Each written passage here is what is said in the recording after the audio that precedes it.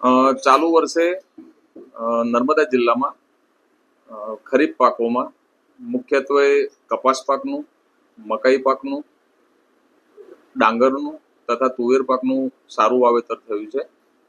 અલ નિનોની ઇફેક્ટના કારણે વરસાદની થોડી અનિશ્ચિતતાઓ જણાતી હતી, પરંતુ જૂન મહિનાના અંતમાં પડેલ સારા વરસાદ તેમજ ત્યારબાદ પડેલ સારા વરસાદમાં નર્મદા જિલ્લામાં એકંદરે ખરીફ ઋતુમાં 98,000 હેક્ટરની આજુબાજુ સરેરાશ વાવેતર થતું હોય છે.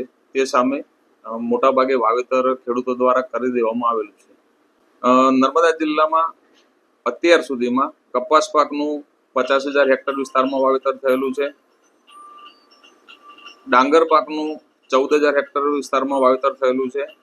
મકાઈ પાકમાં 14,000 હેક્ટરની આજુબાજુ વાવેતર થયેલું છે તથા તુવેર પાકમાં 12,800 હેક્ટર જેટલા વિસ્તારમાં વાવેતર થયેલું છે. આ સિવાય નર્મદા જિલ્લામાં શેરડી પાકમાં તથા બાગાયતી પાકો મુખ્યત્વે કેળામાં સારું વાવેતર થતું હોય છે. પટેલ વિનોદ પી, જિલ્લા ખેતીવાડી અધિકારી.